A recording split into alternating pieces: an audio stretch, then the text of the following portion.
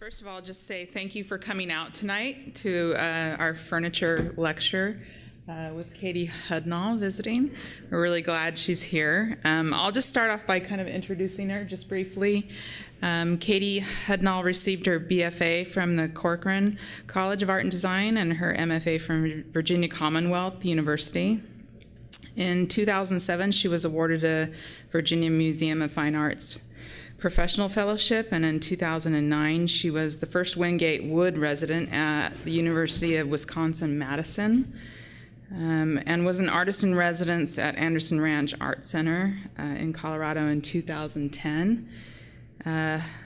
Katie has been in many publications and exhibitions, including Fine Woodworking's Design Book 8 and Lark Book's 500 Cabinets.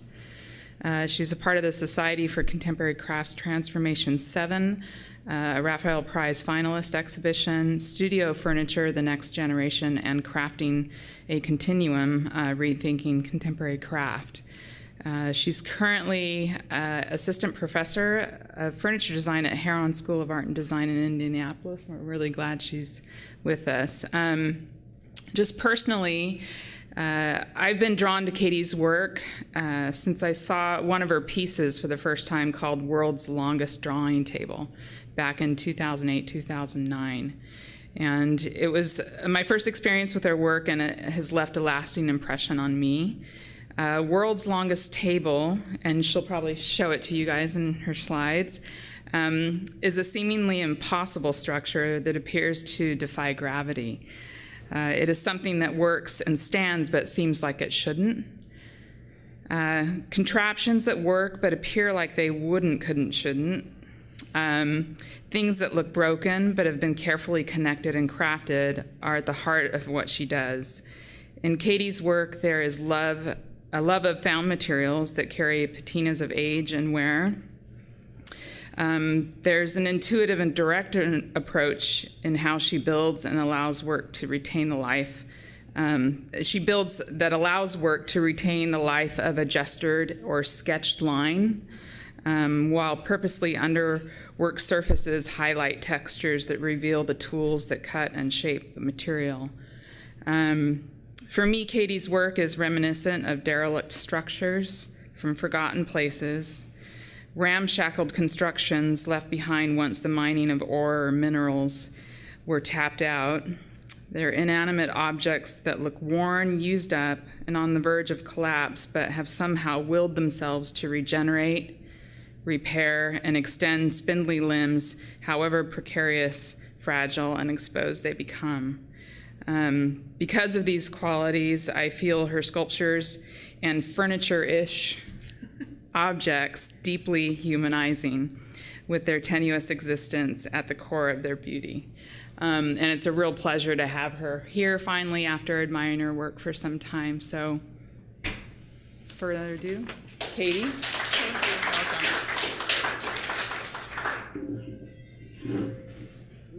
Thank you so much. It's been really lovely to be here. Barbara was wonderful to have me out. Indianapolis I was telling people earlier, it's supposed to get down to negative teens tonight. So this trip was lovely because I got to meet a lot of lovely people, but also San Francisco is magical weather-wise. And you got me out of the cold for just a little bit, which is fun. Let's see if I hit escape, apparently. That allows me to do that. And this. Bear with me, I'm not a technology person, but I think I got this. All right, sweet. Such a cool poster. One of the students here designed it, and I thought it was so cool. I thought I'd start off with it. So yeah, it's awesome to be here. I got to work with Barbara's students Monday and today just a little bit, which was a lot of fun. Great shop and a great energy. And a lot of different things going on that are sometimes furniture, sometimes conceptual exploration, sometimes design, sometimes all three in one piece. So it's been really cool to kind of see that happening. I think there's something really amazing that happens sort of like in the boundaries between those spaces. So it's pretty cool to see. I already said that. So I always start off a lecture with a slide like this. This is how I sort of plan anything I'm doing. And, you know, I show it to say, like, this is how I've organized the lecture. Don't worry, everything's going to be taken care of. And to give people a sense of how messy my brain is sometimes. But also, when I do these, they're very helpful. They're sort of ways of organizing information for me where before it's like really truly organized. But they give me like this sort of reminder or sense that everything's connected. And I sort of feel like in my work, I keep making the same things again and again and again, but learning a little bit each time. Like I feel like I'm exploring the same problems over and over again. So this is kind of how I organize things. So forgive the tangents. If I start running on for a really long period of time, you can throw shoes at me. I won't be offended. I might be offended, but I'll get over it. This is the first piece I made in grad school that sort of felt like it was me. I got into grad school from a sculpture program, and I thought that I was going to be making like fine traditional furniture, and I tried that, but it was like sort of like trying to squeeze a triangle into a square space. It wasn't really working. And I made this out of frustration because I was having an argument as to whether or not pirates or ninjas were best with a friend of mine, and I'm on the side of pirates. So I made this stool as sort of like a way of exalting pirates. But it resonated with my committee, and they said, "My God, why don't you do this more often? This is so sincere."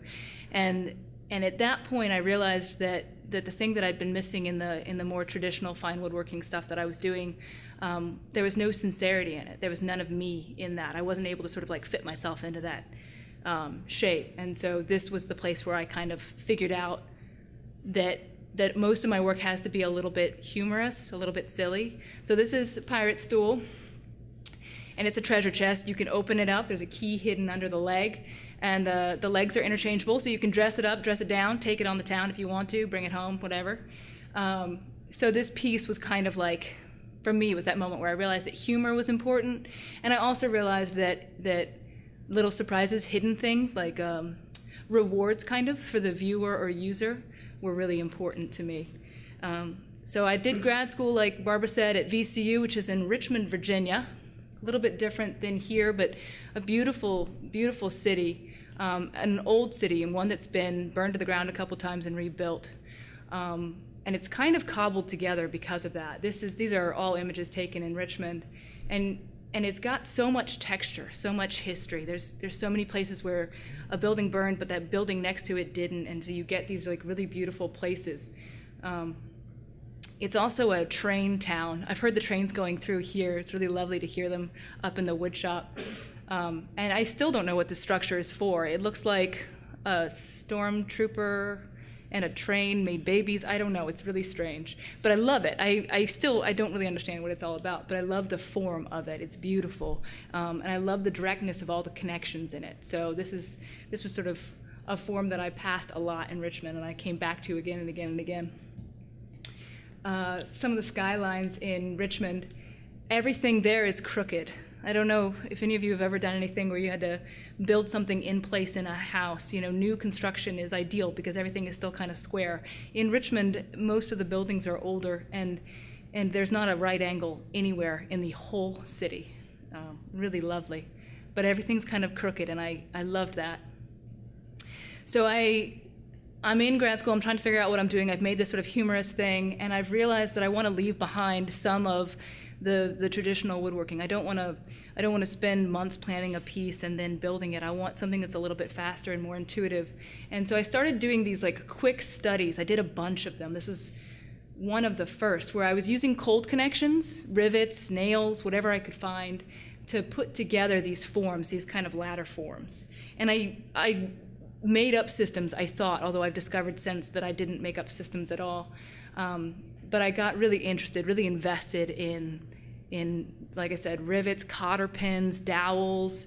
This was like a way of building that felt much more like the things that I had been sketching, much more like what was in my sketchbook. And it felt sincere in terms of the form, but more so in terms of the way I was putting it together and the line work. So these were these were just these sort of studies. So this was my first year of grad school. It was a pirate stool and then this thing. And I thought, oh, okay, how do I kind of combine these two? These are two sides of buildings. The one on your left is Philly, and then the one on the right is in Richmond. And the one on the left, you can see the stairs. The one on the right, you can see that there was a building there that's not there anymore. I got really kind of interested in the notion of telltale signs of things left behind. And for me, it sort of like goes back to this term palimpsest. I don't know if you guys have heard this term, but it's a parchment that's been written on and then sort of incompletely erased and then written on again, so that the original writing still comes through a little. And so things like this, where there was a staircase there or doors or another building where you can really see what used to be there, they're sort of architectural palimpsests. I'm really interested in the notion of sort of the marks left behind by something that's no longer there. And I started trying to sort of like get that into my work. So I decided that I wanted to kind of create some pieces that had really rich surfaces, that had surfaces that felt like they'd been used again and again and again, like old kitchen tables or old school desks. And I wasn't sure at first sort of what I was doing. So I built this piece that was kind of this examining table with this weird tray on the bottom, almost medical or scientific in some way. And I was really exploring the surfaces and thinking about artists, about makers, and I sort of like made up this character that might use this strange piece and that might have used it again and again and again and left all this texture on the surface. And I realized as I finished the piece that one piece didn't quite do it. I was really interested in this form, but it needed a context. Like this thing needed more of objects around it that were kind of coming from the same place in order for it to sort of make sense. So I ended up building a room into the gallery, and then there was a window in that room, turned it into sort of a door. So it looked like maybe you were walking into the studio space of somebody who had just left out that door. So this was sort of my grad thesis work, and I'll go through it pretty quick. Whole bunch of pieces in there, all trying to get at this notion, all with that same kind of sense of humor. There's a door, and then there's a door within the door, and then there's a little window within the door, and then there's like a little door over top of the window and the door within the door. Just like silly, like taking things out until they get like completely absurd. But they might be purposeful or have been purposeful at some point. And these were the kinds of drawings that I was doing. So you can see like the line quality is starting to translate. And I designed this. This was a chess table, and I thought, all right, this sort of character, whoever she is, the maker that's in this space, would have this kind of chess table. But then as I started building it, I realized that this person probably didn't have any friends. So it's a chess table for one, and it spins in place, so you can play yourself. So a lot of things changed from drawing to building the piece, and they changed pretty intuitively. I had the legs on there and then cut them off and reassembled it. I talked a little bit about that with some of Barbara's students. So this is the space. I'll go through it pretty quickly. So I put in a fake floor, and I made the floor creak in certain areas. There was stuff in the ceiling, like it made weird noises when you walked in here, but it was open. People could crank things, people could pick things up, people could open the drawers. And kids did it. Their parents, not so much. Fifth graders love my work. This is me trying to figure out how to use found objects, and I was really just starting to use found objects. Everything in here is found, but you can still see remnants of the original things. And I was talking to Barbara's students on Monday, and I do less of that now. I really use the materials, and I kind of strip them down to materials again, to lumber, and then use them. I use them for their surfaces. And so here I'm finding stuff and adding stuff to it, and I think maybe it's not as sophisticated, but I'm just at the very beginning of figuring that out.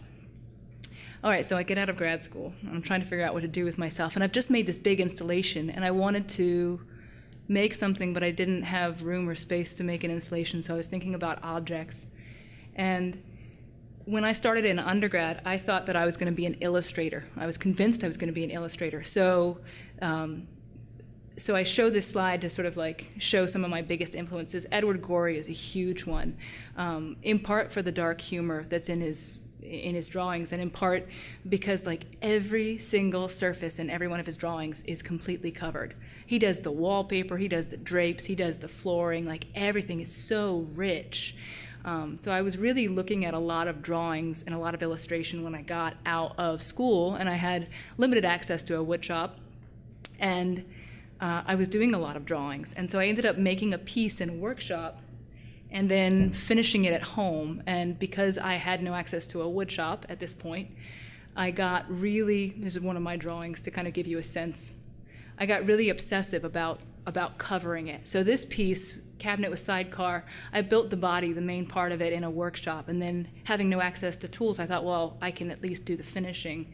And because I had no space, I was able to like sort of cover this thing kind of insanely. And I was really thinking about what to do with the interior versus the exterior, and really thinking about Edward Gorey, I think, but not consciously. And so it's all covered in this wood grain pattern that's all drawn on there, and then I lacquer over it. And it's, I think part of it is humor. I think it's really funny to make something out of wood and then paint it and then cover it with wood grain. I think that's hysterical. Woodworkers sometimes hate me. So it's still got the same sort of like thing that the pirate stool had, the telescoping drawer. This sort of like drawer that comes out is still this kind of surprise, this like, you get this sort of like little present for examining the thing. And in the telescoping drawer, there's a key. And so that key opens up the cabinet. And the interior of the cabinet is based on sort of my own idea of like Victorian wallpaper. But I wanted, again, to kind of give you color when you opened it, to give this like kind of little delightful surprise on the interior.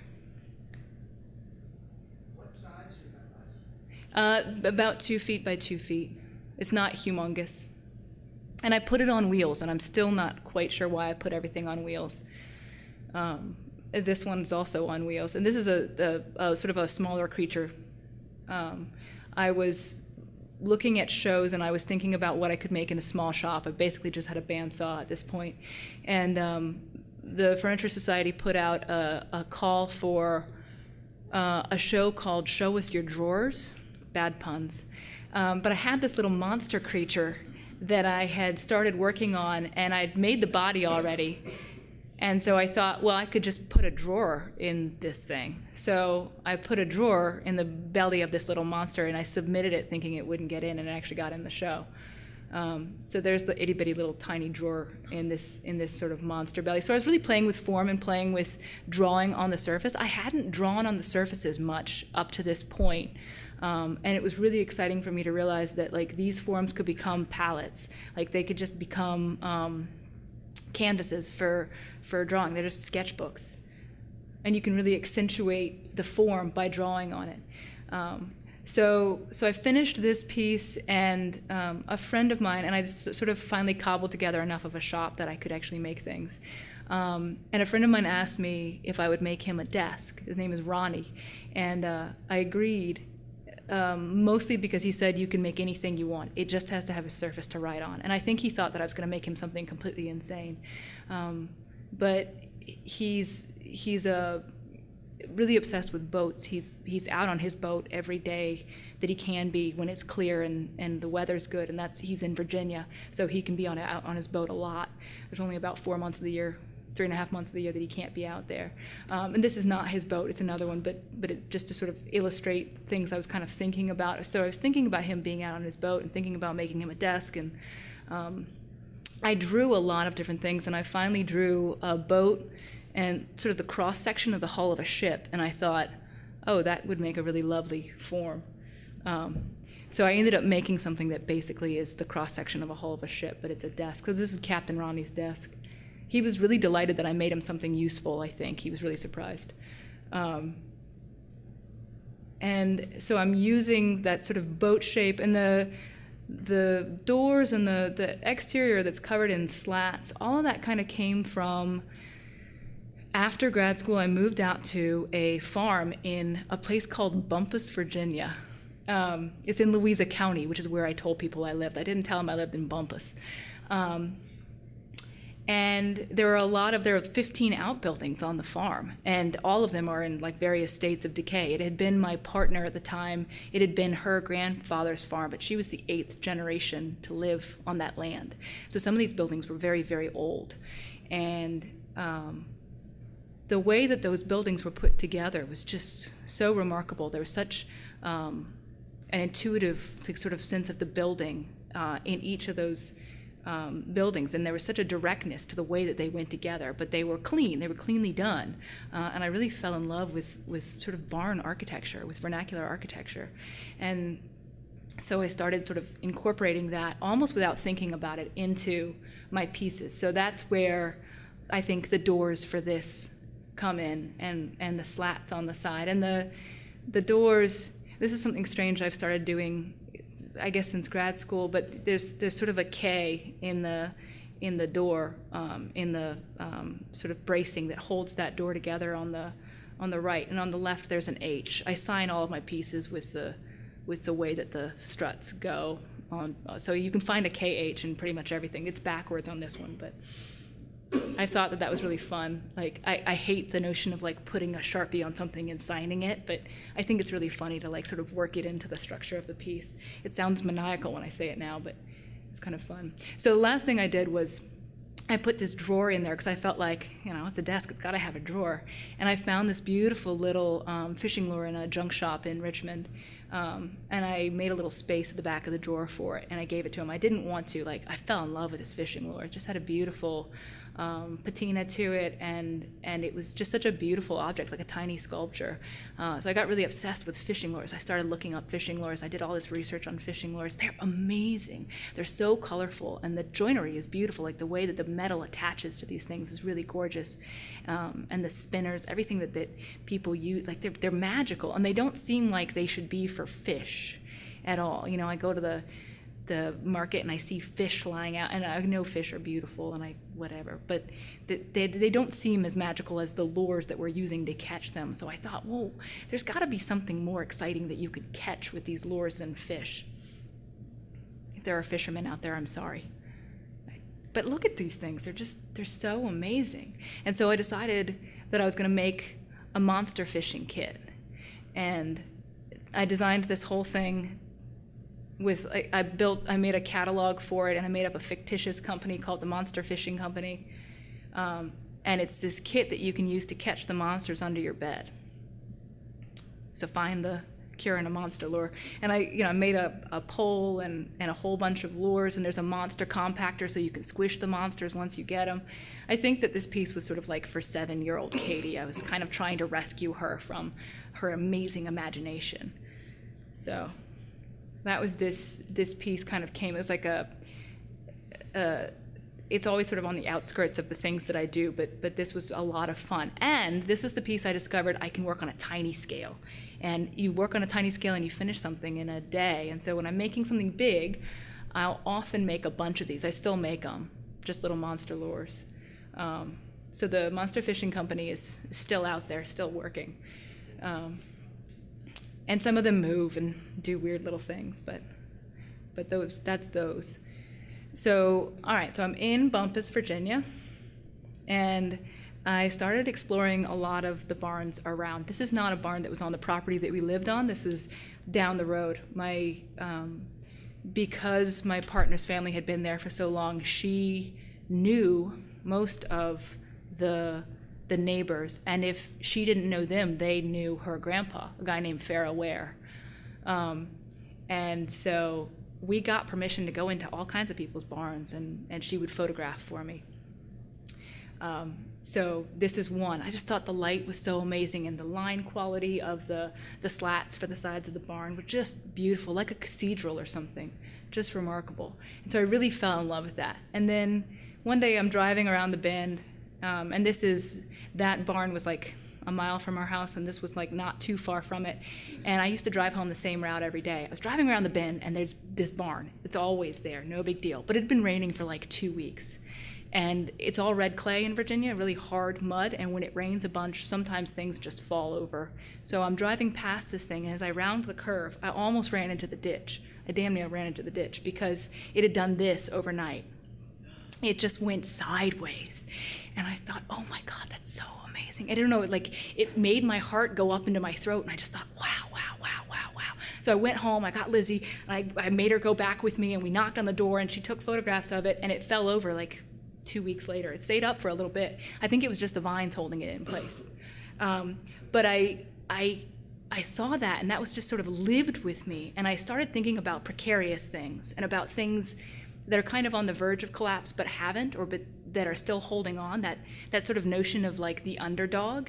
And it stuck with me, and it's still sticking with me. I'm still sort of like trying to figure out how to talk about the way that building that was about to fall over but hadn't yet made me feel.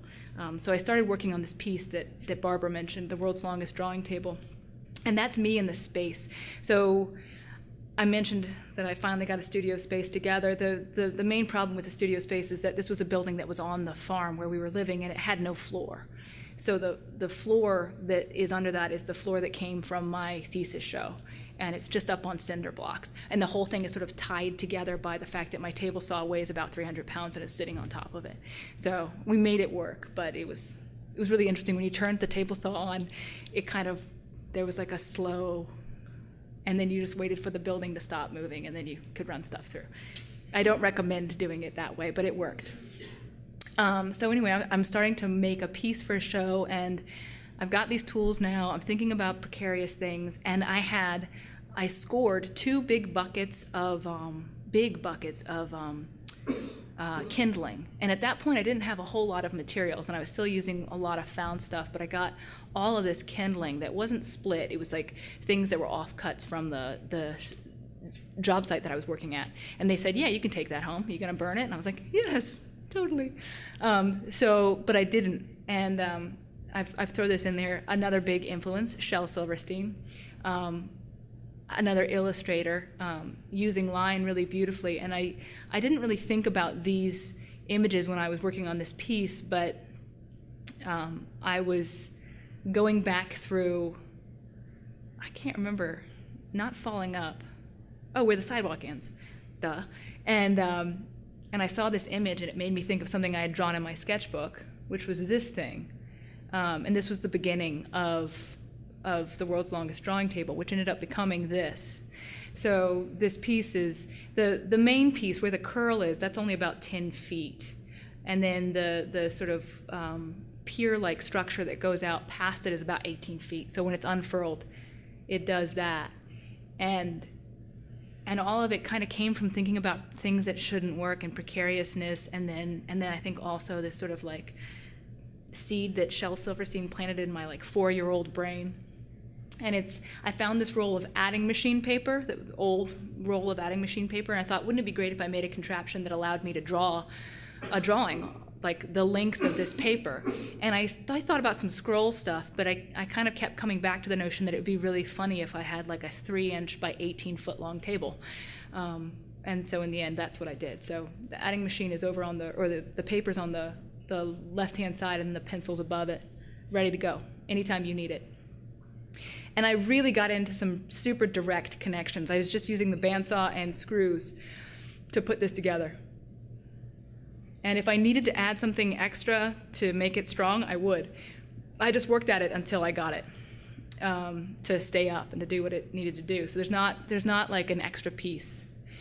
This was a piece I made after that, and I think, I was working in a cabinet shop at this point, and I was sort of handing over my brain for 10 hours a day to somebody else, like with the hopes that they'd turn it back into me at the end of the night unharmed.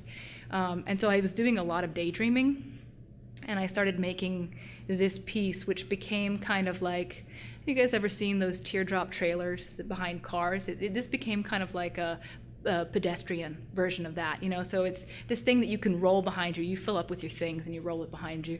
If the waters start to rise, I can just fill this thing up and walk inland if I need to.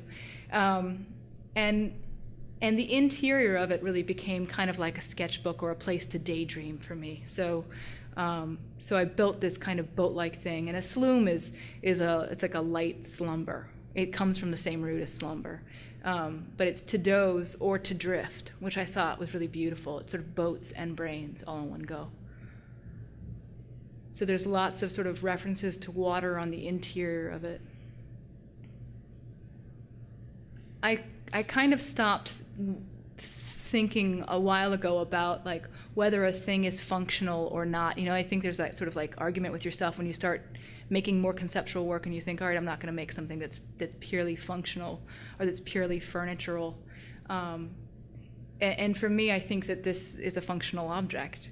So, and it has some furniture language. So I always I don't really think about it much anymore. But I get students asking me like, when do you decide to make furniture? When do you decide to make sculpture? I'm like, oh, when I got done with a piece. Whatever it turns out to be. So a lot of boat references. I'll speed up. I know I'm going slow. I am going slow. So tall, precarious things. This is a Martin Puryear piece called, I think that one's called Sanctuary on the left, and then this beautiful tea house on the right. I've been really obsessed with tree houses my whole life. I think every kind of kid is obsessed with that notion of like a safe place, like way up high where only you can get to. But I think for me, like that idea again of like this precarious structure, and particularly this like safe precarious structure, like this thing that's like a sanctuary or a safe spot, but way up high, is really interesting. And so I've been collecting like different sort of images of tree houses, and I still don't know if the one on the left here, when I found it online, it was just called Redneck Treehouse. And I don't know if it's legit or if that's photoshopped. I would so like to believe that it's real. But so I've just been collecting these images, and I finally made a piece that kind of dealt with them. This was sort of me starting to think about drawing them, and you can see, again, I'm still sort of like using the same language as I did from the World's Longest Drawing Table, but I wanted something different. So I ended up making this thing that's talking about precarious objects again, but I also got really obsessed with the notion of symbiotic relationships, of two things working together in tandem to make each other's lives a little bit easier. My folks have a house down in South Carolina, and they have these trees called live oaks. They're not really oaks, but that are down in the swamps in South Carolina in the marshes, and they have all of these ferns growing off of them, and I've forgotten the name of the fern, but anyway, like there's this sort of symbiotic relationship between the fern and the tree, which is pretty remarkable. I've forgotten exactly how it works. The trees keep the ferns up off the ground, or else they wouldn't survive, and the ferns, I think, collect something that allow the tree to survive. I've forgotten all of it. I'm not a biologist, but I just sort of heard the story about the trees and the ferns, and I started thinking about symbiotic relationships. And so this piece is, I call it table with drawer, and the piece that's sort of telescoping out, the last piece, is kind of a drawer, and the rest of that structure is kind of a table, simply by virtue of the fact that it's holding up the drawer. And I was thinking about it as a sort of a symbiotic relationship between the two. The drawer actually is designed to hold the last piece of the table, so that little stick that holds up the last little bit of the drawer actually fits into the drawer. And then the table, when this thing is folded up, it telescopes back and then folds up, and then the table wraps around it so that you can't really access it. So it's like this sort of like these two things kind of taking care of each other in a weird way. And I don't know that it actually does that.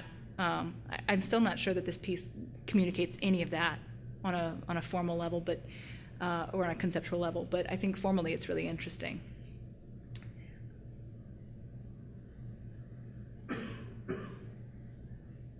And again, I'm still sort of figuring out how to speak the language of kind of furniture, but also using these like found objects, putting things together fairly quickly. Bandsaw joints up there, for those of you from the class.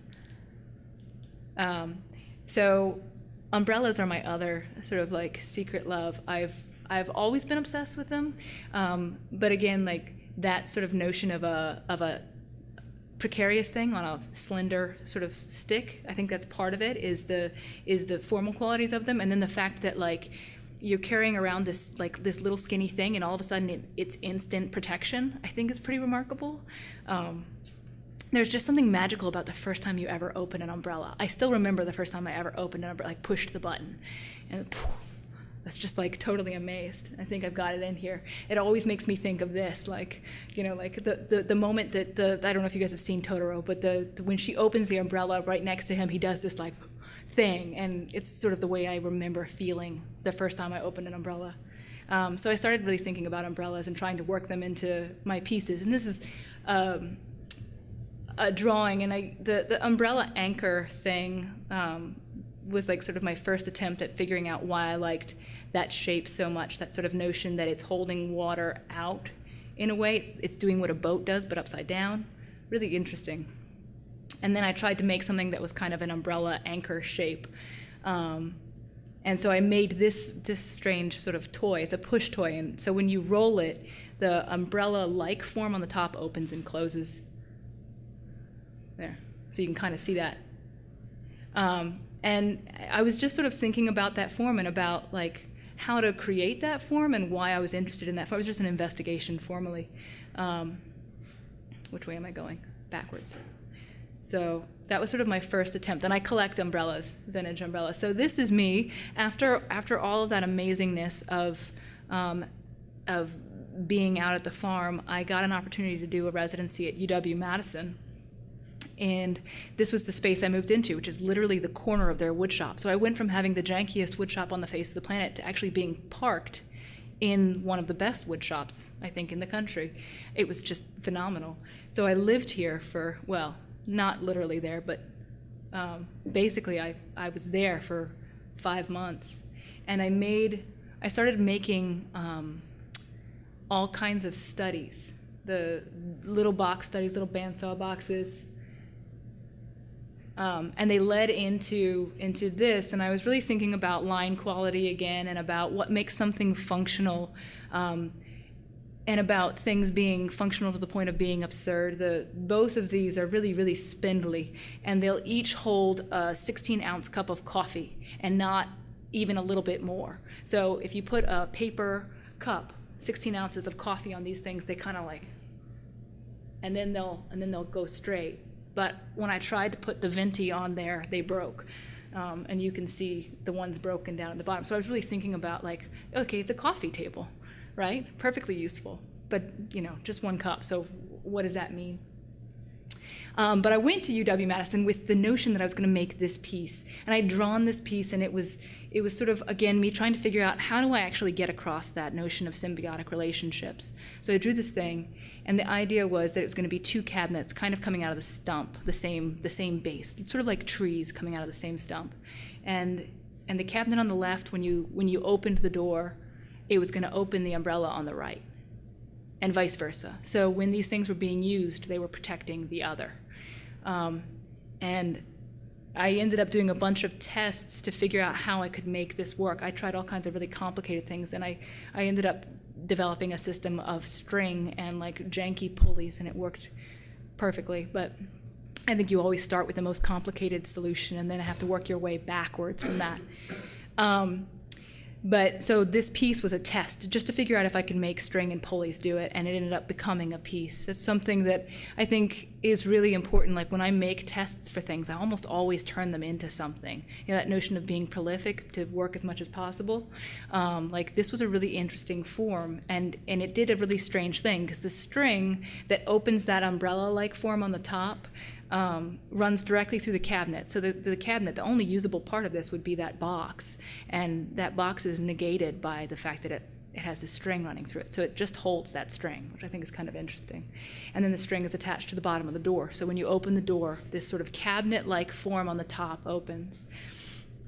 And I liked the umbrella form without the fabric so much that I kept it. I ended up not putting fabric on these things because they were so much more interesting, I think, formally when they were like this. And then when I made this piece, as I was working on it, it kind of became a portrait for my folks. My dad ended up in the middle of finishing this piece, I guess.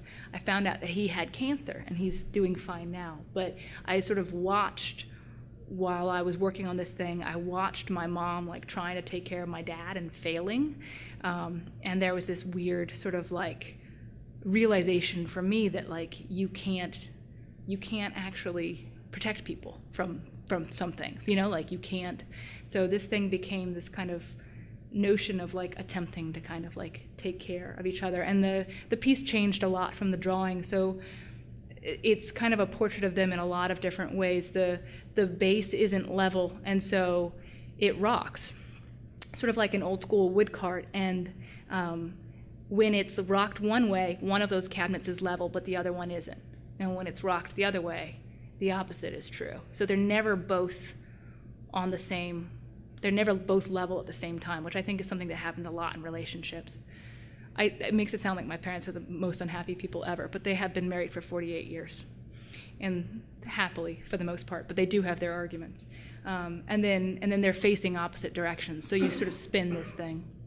So the door that faces you on one side, it's the back on the other side. So it sort of becomes this kind of like constant walking around trying to understand this thing.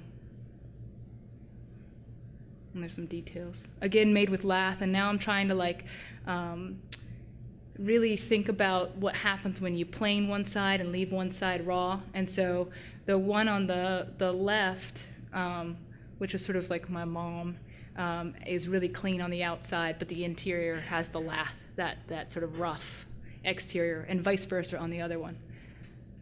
I showed this piece, I'm going backwards again. I showed this piece at a gallery in Virginia. My parents were able to go, and I told this story with my parents in the audience. And at the very end, my mom came up to me, she goes, "I think you made me a little fat." I was like, "Thanks, Mom." Very helpful.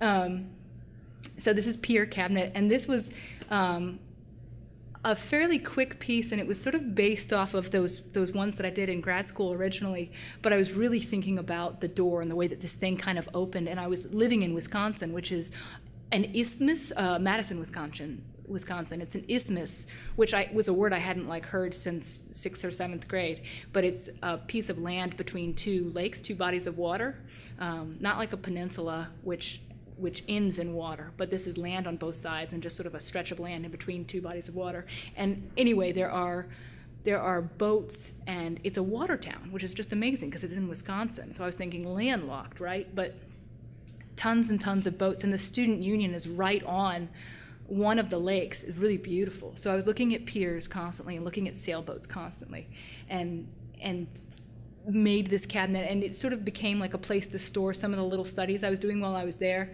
but just kind of thinking about piers and the way that they work. And then this piece was another one that I made there, and thinking about sailboats, obviously, but also thinking about kind of like what a sailboat does to the water underneath it as it sails a little bit, like sort of thinking about what happens underneath. And this is a piece called Hardware Observatory.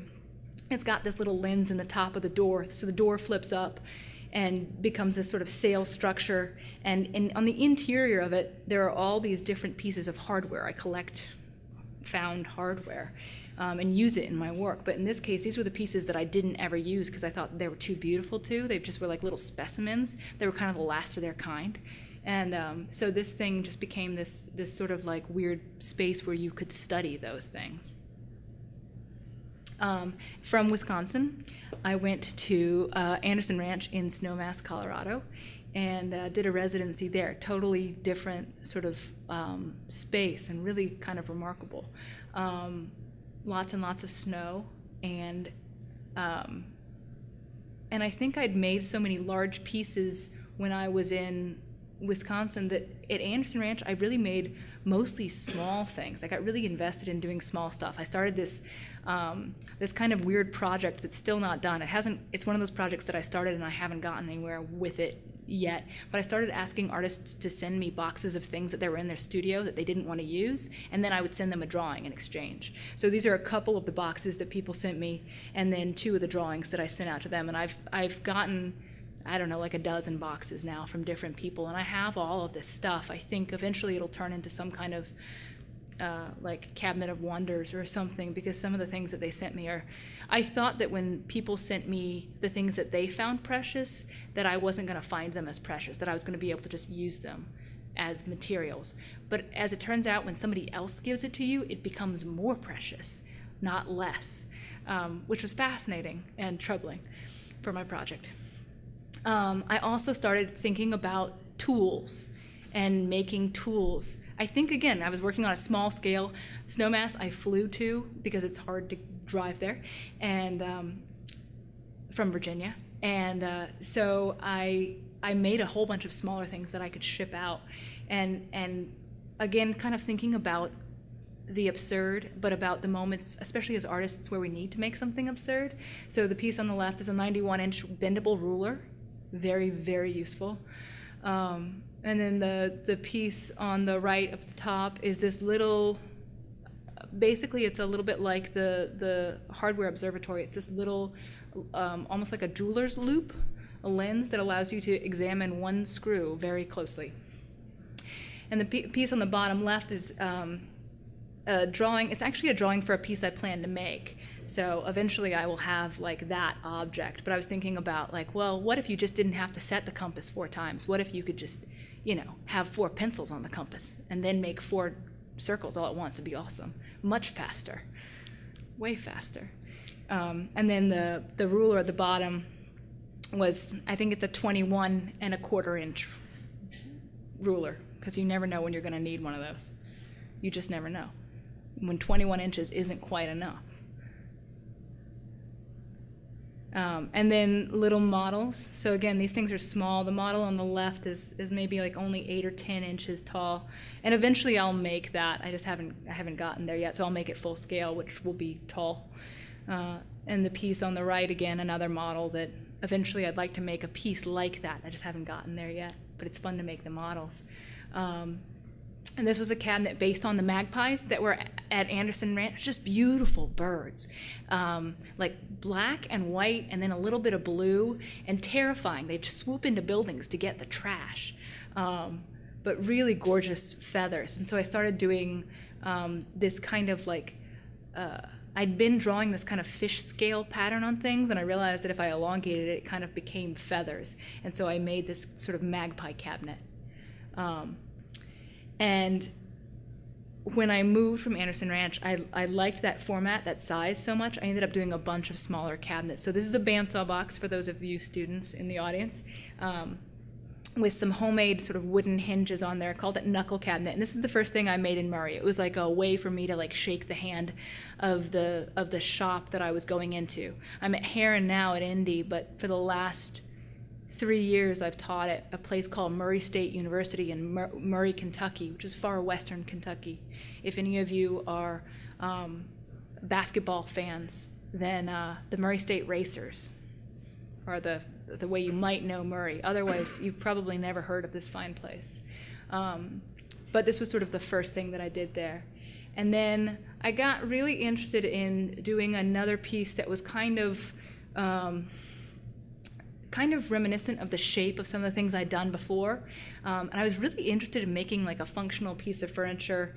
And I was really, really interested in making a bar, a cabinet for booze, because Murray is dry. It's a dry county, so there's no alcohol there. And it kind of does something to the people who are drinkers who are there. It makes you a hoarder of booze. It's true. It happens. So I was thinking about this sort of like cabinet that would maybe like look at you as you were doing it. So this is actually a first drawing of the spirit cabinet, which ended up becoming this thing, which is very much, I realize now, like that barn image I showed you, the interior of that barn. Like this, when I see this like in the same slideshow as that image, I'm like, oh, I've been carrying around this like kernel for this piece forever, this little seed. But I liked the notion of opening it up a little bit and of allowing you to be able to see the contents, the material on the inside, but maybe not figure out how to get to them. So, and again, very sailboat-like. The door on the left sort of opens up and does this sort of strange thing when it opens, and then the door on the right opens as a door might, normally. But it really glows. When there's a light on top of this thing, it casts light down into it, and it's actually very pretty, because booze bottles tend to be quite pretty. If you've got blues or greens in there, it casts this kind of funny light coming out of this. And the finish is milk paint over wood and then sanded back, so you can see, for those of students, what it does. And these are some more studies. One of them, the one on the left, I did at Anderson Ranch, actually. But a lot of little studies, because I'd get really obsessive with the drawing. And so if I do huge things that are drawn on, I find that I never get them done. But if I do smaller scale stuff, then I can. So these are just little sort of thinking about things. More little boxes. Again, actually, these are Anderson Ranch. At least I started them at Anderson Ranch. The one on the left I finished later. This was a spider table. My apartment in Murray, Kentucky was infested with brown recluses. I don't know if you guys have them here. Do you guys have them here? They're poisonous. And the bite will slowly kill the skin around it. It's pretty gross. And my apartment was infested with them the entire time I lived there. And my apartment was also above a barn, and it was really uneven. And so this piece kind of accomplished two things at once. I sort of felt like it was my way of saying hello to the spiders, and also because it's got 8 legs and they're all adjustable, it can sit level anywhere. So I could always have like a beer or a cup of coffee level wherever I was in my apartment, even though the floor was very, very tilted in some spots. And again, it was an exploration in sort of form. I went back to Richmond right in the middle of my second year, I guess in between my first and second year at Murray, and I spent a month there, and I ended up going with a bunch of my friends to these abandoned buildings that I had visited a lot when I was in school there. And I found that something I hadn't really thought about, but the interior of abandoned buildings, something about the way the light comes into them, it's very similar to what happens in barns. And I didn't actually, because I don't own a camera, but I was with my friend Tommy Condon, who's an amazing photographer, and he took a lot of images for me of these places and then sent them all to me. And so I was kind of stewing on what to do with these things, and at the same time I found this bucket of bolts, and I dumped out the bucket of bolts, got really invested in them, and found that there was one bolt that didn't have a match. So I decided I was going to make this sort of reliquary for it, and this is the piece that kind of came of that. And the whole idea is that it's this reliquary for this bolt. The bolt's housed on the interior of the top, and you twist this this sort of like thing below, and these fingers open up in the top and let light in. And so the light lets you kind of see the bolt in the same way that the light kind of comes through abandoned buildings. It has to be lit right. Galleries don't like this piece, but it was a lot of fun to kind of figure out those mechanisms.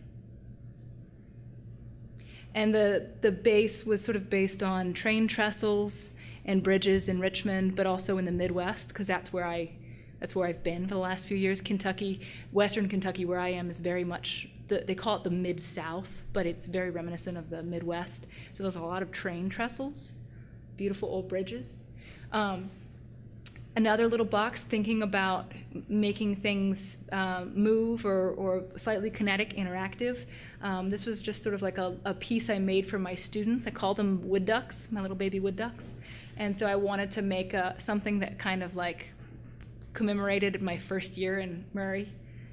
Actually, I guess my second year in Murray. And so I made this weird little contraption, and it's just a box, and then the tail waggles when it rolls. So I was just kind of learning mechanisms. This is a piece I made for a friend of mine, well, a friend's husband. She called me up and said, hey, would you do a trade and make my husband something? He's an engineer, and he liked sort of the mechanisms of my work. So I made this thing that sort of played off the mechanism that I'd figured out in that the bolt reliquary piece with the fingers that opened up. It's like glorified screen door hardware, basically. So this is the same kind of mechanism again. And this piece is, I called it the 300-degree or 360-degree upside-down viewing machine, because there's 2 lenses on either side of it. And you know, when you look through 2 lenses, well, when you look through a lens from far away, you can see the world but upside down. And so I thought, well, this will be like the thing that I do when I'm freaking out. I'll just look at the world upside down through this thing. So it spins, it pivots, so you can kind of see any part of the world, a very small part of the world, upside down, should you need to. You never know when that's going to become necessary. This is a piece I made right at the end of my time in Murray, maybe 6 months before I was getting ready to leave, and I'd been traveling a lot, and I was never ever home, and I kind of missed my apartment, and I missed my cat, and I missed the spiders, and so I wanted to make something to kind of for my apartment. I know that sounds strange, but I did. So I made this thing I called the HMS Katie, and the notion is that it's kind of, it was a coat rack. It's a coat rack for one, and the notion is that it's kind of like a sailboat, and when there's a coat on it, the sail is down. But when I leave, when I take the coat off, it springs back up, like I'm out there in the world. So it was just sort of like my way of saying to my apartment, like, I'm gone, but there's a coat rack here, and I'm coming back. I'm gonna hang my coat up again there eventually, I swear. And this is the only movie I've got of my stuff doing things. So and what's really funny is that it hits you in the head if you're standing right below it, which I didn't think about until after I'd made it. So these are the things I'm looking at right now, Midwest. I'm not sure that I really understood what it was all about. Lots of land. Smokestacks everywhere, super interesting, super strange. They look like they're making Christmas. They're not making Christmas. I'm not sure what all that smoke is, but it's not good. But they're beautiful. They're like red and white, and they look like candy canes. They're really interesting. So I've been thinking about them a lot. And then they have these barns, especially in Illinois and Indiana, where they've got like a little mini barn on top of the barn that's turned sideways. And I've been trying to figure out for ages why that little mini barn is up there, like if that's where they put the bad cows or what? Like, what is that little tiny barn up there? They could put another one on top of that. What's that doing up there? But I think it's absurd and really lovely.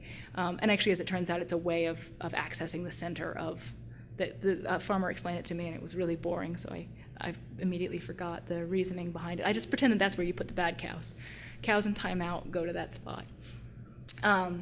And then train trestles, again, just like these sort of amazing structures, and irrigation systems, especially these particular kinds of irrigations, the ones that radiate from a point.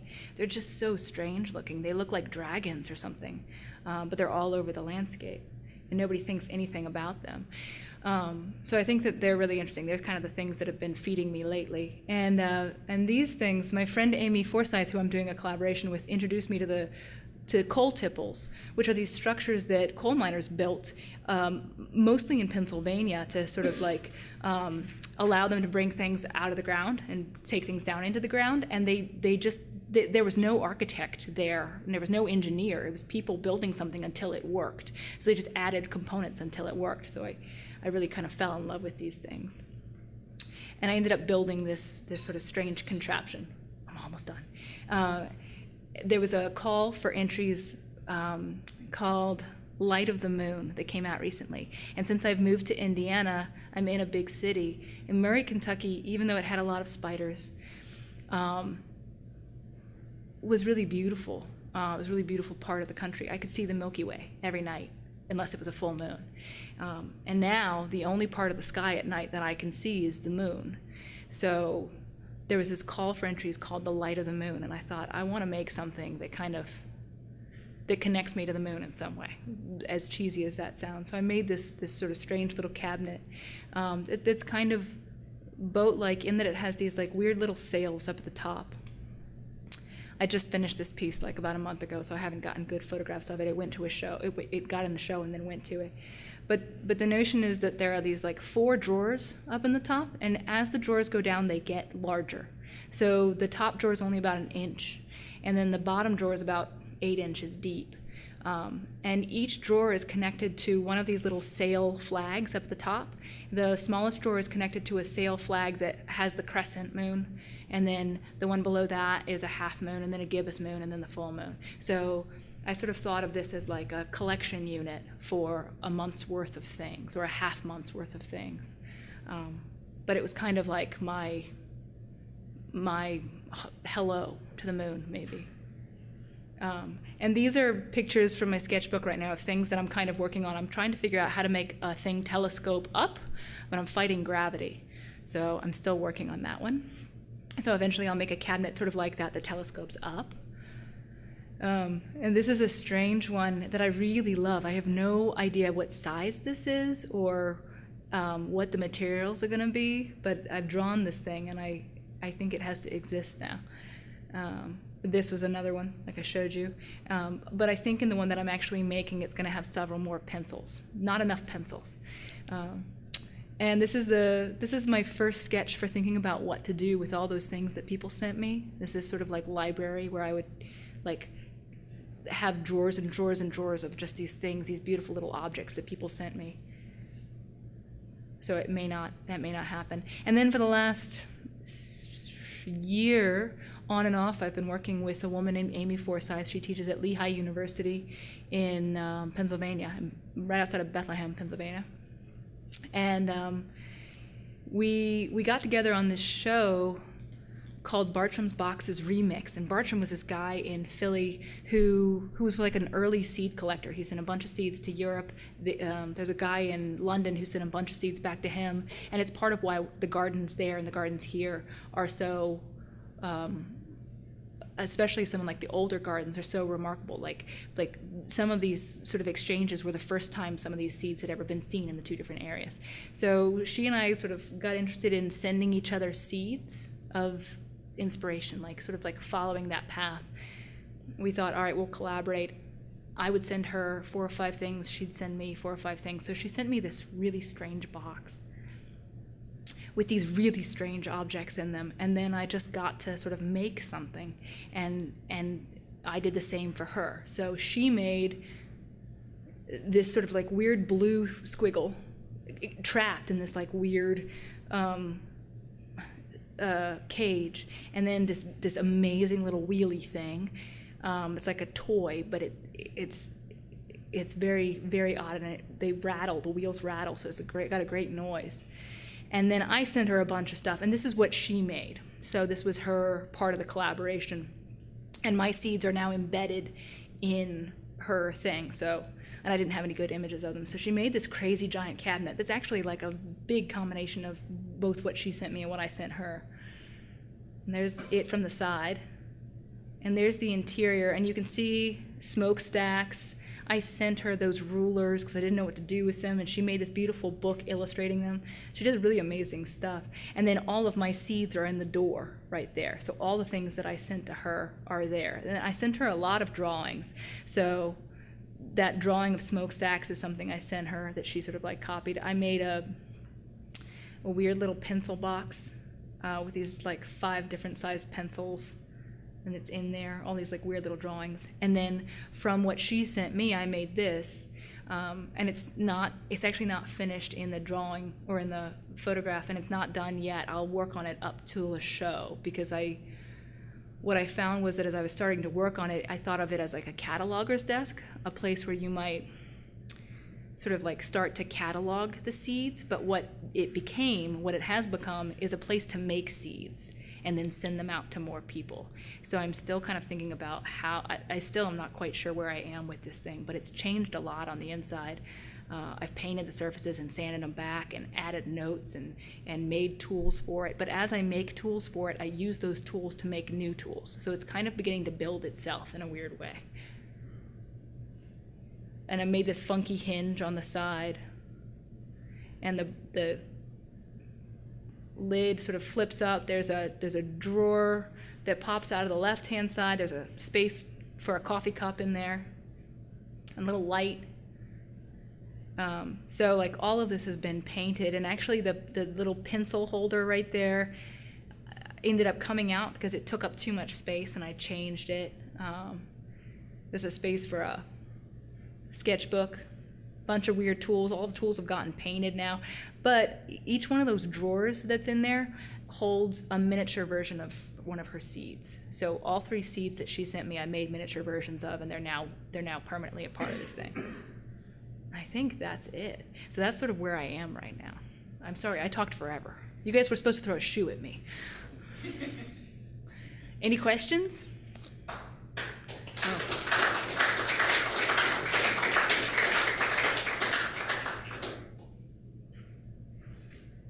No questions? You're awesome.